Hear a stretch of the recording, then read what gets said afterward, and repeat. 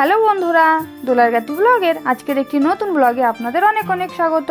আমি শিল্পা। আশা করি আপনারা সবাই সুস্থ আছেন, ভালো আছেন। আজকের ব্লগে শ্বশুরবাড়ির সবার সঙ্গে কাটানো একটা মজায় ভরা দিন আপনাদের সঙ্গে শেয়ার করব।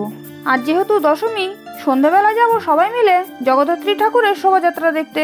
যদিও ব্লগটা লেট করে আপলোড করছি, কিন্তু তবুও পুরো ব্লগটা দেখুন, আশা করি আপনাদের খুব ভালো লাগবে।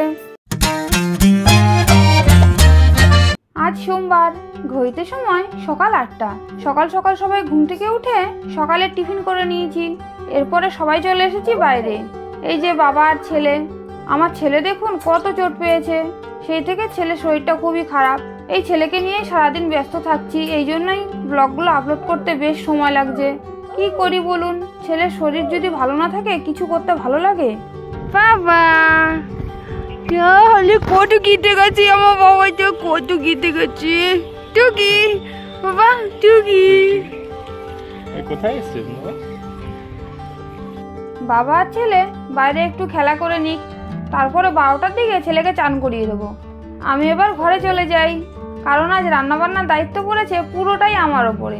আমি রান্নাঘরে এসে রান্না বসিয়ে দিলাম। একদিকে ভাত বসিয়ে দিয়েছি আর একদিকে ডাল হচ্ছে।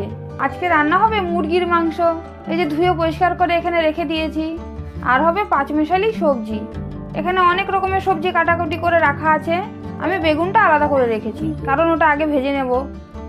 এবার জানালা দিয়ে প্রাকৃতিক সৌন্দর্য দেখতে দেখতেই আমি আমার আজকের রান্না শুরু করলাম। তবে আমি আজকে শুধু খুন্তিই নাড়ছি। আজকের রান্নার যাবতীয় কাটাকুটি আমার শাশুড়ি মা আর আমার বরই করে দিচ্ছে, আর গল্প করছে। আর মা ছেলে এতদিন পরে একসঙ্গে হয়েছে। আর বর সকালেই গেছিল বাজারে। সবজি মাংসতে এনেছে, আর এনেছে ফল, শসা, পেয়ারা, আর এনেছে কদবেল। দেখুন বর এবার সব কাটাকাটি হয়ে গেছে, তাই কদবেল মাখাতে বসে পড়েছে। আমাকে বললো, গোলু তুমি রান্না করো, আমি তোমাকে কদবেল মাখা খাওয়াচ্ছি। আমি রান্নার ফাঁকেই কদবেল মাখা টেস্ট করতে চলে এসেছি। আহা, কি দারুণ মাখিয়েছে! মুখটা খেয়ে একদম ফ্রেশ হয়ে গেল। আমার রান্নাও প্রায় শেষের দিকে। মাংস কষা হয়ে গেছে, এবার জল দিয়ে দেবো, দিয়ে একটু ফুটিয়ে নিলেই হয়ে যাবে। আর এখানে দেখুন ডাল হয়ে গেছে, আর পাঁচমিশালি সবজিটাও হয়ে গেছে। আর এদিকে মাংসটাও জল দিয়ে ফুটিয়ে নিয়েছি। এই যে একদম হয়ে গেছে। এবার চলুন সবাইকে খাবার বেড়ে দিই। এখন আমরা দল বেঁধে খাবার খেতে বসে পড়েছি। চলুন খাওয়া দাওয়া শুরু করি। আমরা খাচ্ছি ভাত, আর বৌদি মাংস রান্না করেছে, আর পাঁচমিশালি এটা কি সবজি, সবজি, আর ডাল দিয়ে পেঁপে,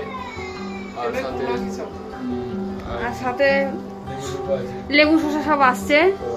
হ্যাঁ ঠিক আছে, হ্যাঁ খাওয়া শুরু কর। এখন খাওয়া দাওয়া করে একটু গড়িয়ে নিই, তারপরে সন্ধ্যাবেলায় আবার কথা হচ্ছে। এই যে আমার ছেলে রেডি। এই আমি মুখের ঘাটা কবে ঠিক হবে আমার সোনা বাবা, তার মুখটা কেমন দেখাচ্ছে। আর এই যে কাকা ভাইপোকে জুতো পরিয়ে দিচ্ছে, শু পরিয়ে দিচ্ছে। এই যে মাও রেডি হয়ে গেছে, আমার বড় রেডি হয়ে গেছে। আরে বুনি হাই করে দে, বুনিকে অনেক সুন্দর লাগছে আজকে। আমিও রেডি হয়ে গেছি। আমি কুর্তিটা পরেছি, আর আমার বড় ব্লু পরেছে, ব্লু কালারের শার্ট। ঠিক আছে, বাইরে বেরোই, তারপরে আপনাদের দেখাচ্ছি। আমি কোনোদিনও দেখিনি চন্দননগরের শোভাযাত্রা, আজকে ফার্স্ট টাইম দেখবো, আর আপনাদের সঙ্গেও শেয়ার করবো। চলুন বেরিয়ে পড়ি।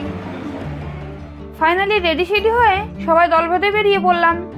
ভাই আজকে যাচ্ছে না, তাই ভাইকে সবাই মিলে টাটা করে দিলাম। বাপ রে, এখানে রাস্তার দু সাইডে এত ভিড়। যাই হোক, নিজেদের জায়গা অনেক কষ্টে বেছে নিলাম। মানে ভিডিও করার আগে নিজেকে নিজের সেফটিটা দেখে নিতে হবে। এখানে এতটাই ভিড়। এই দেখুন প্রথম শোভাযাত্রা, আমাদের সবার পছন্দের মিকি মাউস। আবার দেখুন দু হাতে দুটো বল ঘুরছে। চন্দননগরের লাইটিং সত্যিই বিখ্যাত। আমি তো এবার প্রথম বছর দেখছি, আর অবাক হয়ে প্রতিটা লাইট দেখে যাচ্ছি। আর এখানকার ঠাকুরের তো তুলনাই হবে না। প্রতিটা ঠাকুর দেখুন কত সুন্দর। এবার এই লাইটটা দেখুন, এভারগ্রিন মুভি টাইটানিক সিনেমার সিন। ওই দেখুন ওপরে জ্যাক রোজ, বেশ ভালো লাগছে। এর পরেরটা দেখুন 7 পাকে বাঁধা, সামনে একজন সানাই বাজাচ্ছে, আর ওপরে বর বউ মালা বদল করছে। আবার ওদের চারদিকে কি সুন্দর কলা গাছ বানিয়েছে দেখুন, সেই বিকেল থেকেই শোভাযাত্রা শুরু হয়ে গেছে, কিন্তু আমরা অনেকটাই দেরি করে এসেছি। এই দেখুন 59 নম্বর ঠাকুর যাচ্ছে। চন্দননগরে যত ঠাকুর হয়েছে সবই এই রাস্তা দিয়ে যাবে, আপনাকে ধৈর্য ধরে দাঁড়িয়ে থাকতে হবে দেখার জন্য। এবার এটা দেখুন, পরপর 3টে ঈগল, আর কত সুন্দরভাবে বানিয়েছে দেখুন, আমার তো বেশ ভালো লাগছে। এর পরেরটা দেখুন, সমুদ্রের তলদেশের মাছেদের রাজ্য, আর ওপরটাতে একটা বড় মাছও বানিয়েছে। আর এবার দেখুন একজন শিকারী আসছে, যে তীর ধনুক দেখাতে দেখাতে এগিয়ে আসছে। আর পিছনে দেখুন দুজন শিকার করে কাঁধে করে নিয়ে যাচ্ছে। প্রতিটা পুজো কমিটি হেভি সুন্দর থিমে লাইটগুলো সাজিয়েছে, বেশ ভালো লাগছে। আর প্রতিটা ঠাকুর এত বড় বড় দেখুন নিয়ে যাচ্ছে, আর মাঝে মাঝে এমন নড়ে নড়ে উঠছে, আমি বাবা চমকে উঠছি। এরপরে চলুন এবার এই শোভাযাত্রাটা দেখে নেওয়া যাক। দেখুন প্রথমেই একটা বড় রাক্ষসের মাথা, আর ওপরে আছে 3টে সর্পদেব, বেশ ভালো লাগছে। আর এটা দেখুন কি ভয়ঙ্কর, একজন রাক্ষস তলোয়ার দিয়ে কাউকে কাটতে আসছে। এই ঠাকুরগুলো কালকেও দেখেছিলাম, আজকে দেখুন মুখটা কেমন সবার বদলে গেছে। দশমীর দিনে সব ঠাকুরের মুখগুলো কেন বদলে যায় বলুন তো? যাই হোক, আরো কয়েকটা শোভাযাত্রা দেখে নিই, বেশিক্ষণ থাকবো না, কারণ আমার ছেলের ভালো লাগছে না, এত ভিড়ে ও শুধু কাঁদছে। এই ঠাকুরটা দেখুন কত বড়, ওরে বাবা রে, এ তো আরো অনেক জোরে নড়ে উঠলো। আমি শুধু এই ঠাকুরগুলোকে দেখছি আর ভাবছি এই ঠাকুরগুলোকে গাড়িতে তুলেছে কিভাবে, কতজন মিলে যে তুলেছে সেটাই ভাবছি। এরপরে আর একটা শোভাযাত্রাও দেখে নিলাম। সবশেষে মহেশ্বর আর পার্বতীর আলোকসজ্জাটা দেখেই এবছরের মতন শোভাযাত্রা শেষ করলাম দেখা। সবশেষে আমাদের সেই স্বর্ণময়ী মাকেও দেখলাম। এবছরে যেটুকু ঠাকুর দেখতে পেরেছি সেগুলো সবই আপনাদের সঙ্গে শেয়ার করলাম। পরের বছর যদি আসতে পারি সেগুলো পরের বছরে আবার আপনাদের সঙ্গে শেয়ার করব। আপনাদের ব্লগটা কেমন লাগলো অবশ্যই আমাকে কমেন্ট করে জানাবেন। আর কারা কারা চন্দননগর থেকে আমার ভিডিওটা দেখছেন অবশ্যই আমাকে কমেন্ট করে জানাবেন, আমি সবার কমেন্টে রিপ্লাই দেব। এরপরে চলে এলাম বাড়ি ফেরার সময় এনেছি সবার জন্য বিরিয়ানি। এটাই আছে আজকে আমাদের রাতের ডিনারে। খুব খিদে পাচ্ছে, এবার তাড়াতাড়ি খাওয়া দাওয়া করে নিই। শেষ পাতে আইসক্রিমও আছে।